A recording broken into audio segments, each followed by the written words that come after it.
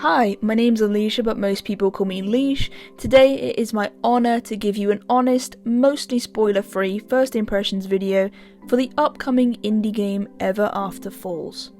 Firstly, thank you to Akapara Games for giving me this key, and also thanks to Square Husky who made this game.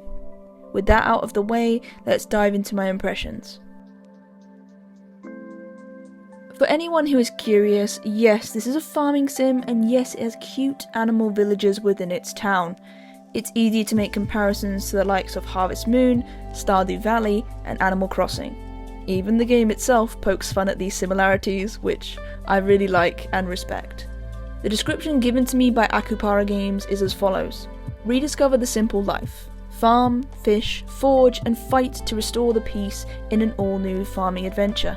Features split-screen co-op, a pet with useful skills, automated drones, resource harvesting pixies, a card-eating progression system, and dangerous dungeons to explore. Yes, the comparisons to be made are very obvious, but putting those aside, this game respectfully takes inspiration from those before it, and yet creates an atmosphere and playstyle that can and does allow it to stand alone.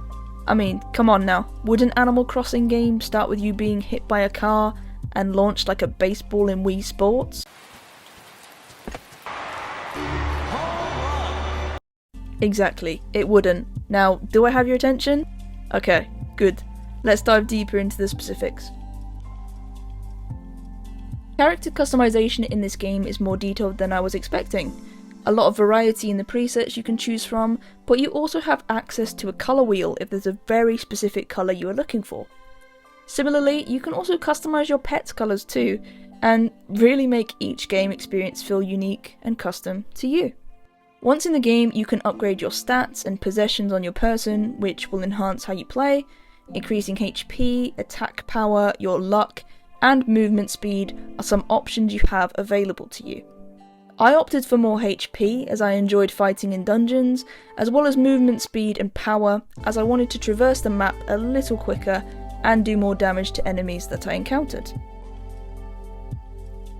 There's a clear underlying mystery going on in this town, and it's our job to solve it gradually, this being by beating dungeon bosses and helping aid our villagers with their side quests, which mainly are fetch quest based things. The main atmosphere is wholesome and cozy like you'd expect, but every now and again something happens to make things seem a little off or different that you can't quite figure out. It's intriguing and keeps you wanting to play to dive deeper and discover more. The farming is wonderful within this game, which is a relief seeing as it's kind of the main idea for a farming sim game. Tools are easy to use, and upgrading them is easy and quick too.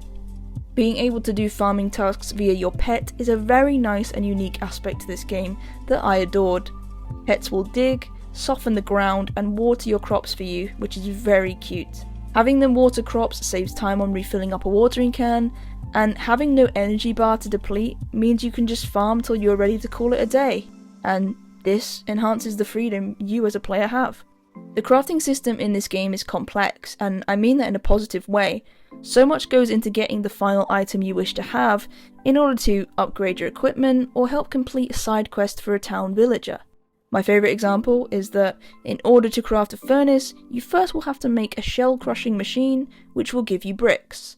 With these bricks, you'll be able to make a spinning wheel, which makes ropes, and by having some rope in your pocket, you can now make a furnace and get some copper bars to give your tools a much needed upgrade. Sadly, I didn't play around with the drones and pixies in this, but I'm assuming they're very much like the sprites from Harvest Moon and the Junimos from Stardew Valley, in this sense that they basically can do the work for you whilst you're off fishing, mining, helping your villagers, etc, etc.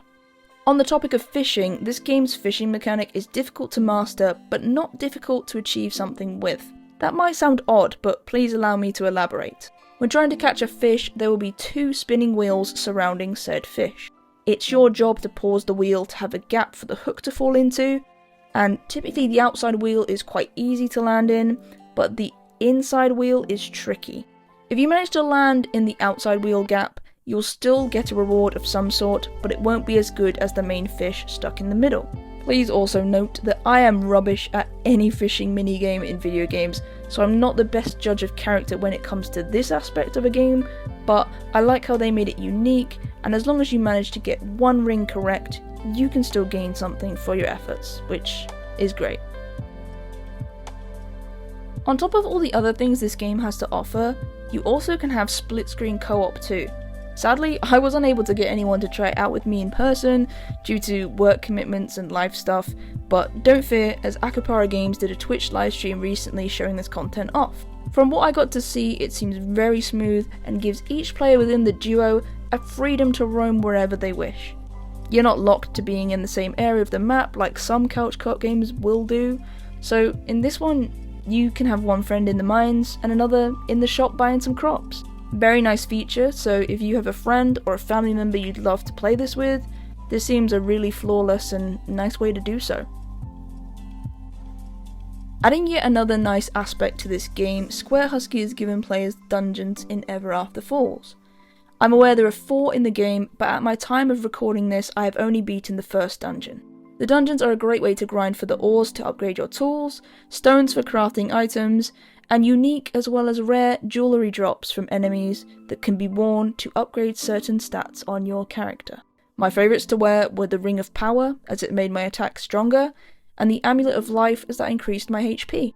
In the dungeons there are certain rooms with portals and portal stones. These can be used as kind of a checkpoint system as you progress through the dungeon.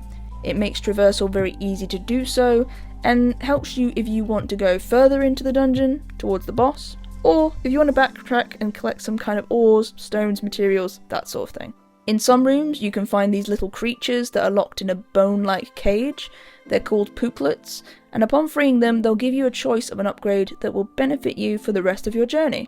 From the options I saw, there didn't really seem to be a bad choice at all, so just pick what fits your style of gameplay and you'll be good to go. The final thing I loved in the dungeons was the ability to fight alongside your pet. Now, you need to unlock this ability elsewhere, but once you do, it is wonderful.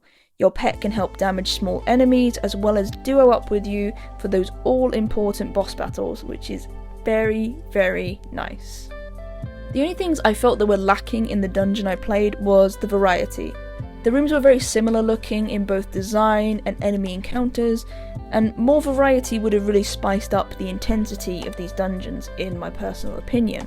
To add on to that, when fighting enemies and the bosses, in my opinion, there's a crucial element missing to the combat of this game.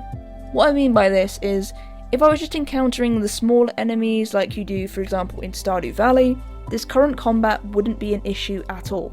However, when you bring in physically larger bosses with a much larger HP bar, the inability to dodge roll, sidestep or jump backwards really ruins the immersion and gameplay flow in the fights. Don't get me wrong, it didn't make the experience unplayable or completely bad, but it definitely was noticeable as something that would have enhanced the fighting a lot. Just know that I pushed and pulled every button on my PlayStation controller to make sure I haven't missed out on a dodge mechanic in the game, and honestly, I couldn't find one. Another very nitpicky critique that links into the previous sentence is I couldn't find anywhere that shows me a controller map and just ensures that I as a player am aware of all my options and what each button can do in this game. It's not a game-breaking thing, it doesn't ruin the experience at all, but I feel I needed to bring it up as something that would only benefit the game, and it's something that it felt missing, if that makes sense. Overall, I think Everafter Falls achieves what it aims to do, taking clear and honest inspiration from farming sims that came before it, whilst adding its own twists and turns is a very welcomed and appreciated interpretation of this genre. Like I say, I've yet to experience everything it has to offer, but I've enjoyed for the most part everything of what I've played thus far. If you don't like farming sims, this isn't a game for you. But if you're a Harvest Moon, Stardew Valley or Animal Crossing fan, this will definitely appeal to your taste that you already love, whilst adding in new aspects to make it seem like a worthwhile time investment. With a witty sense of humour, great upgrades on offer, and a unique reward system in certain buildings in this town, there's so much to explore and discover in your time with this game. Everafter Falls launches on the 20th of June on Steam, Nintendo Switch, PlayStation and Xbox consoles. Thanks for listening to this first impressions video. I hope you enjoyed it. Drop a like, comment and subscribe to the channel to see all of my future videos and support me in what I create. I appreciate your time. I'll see you in the next video. Goodbye.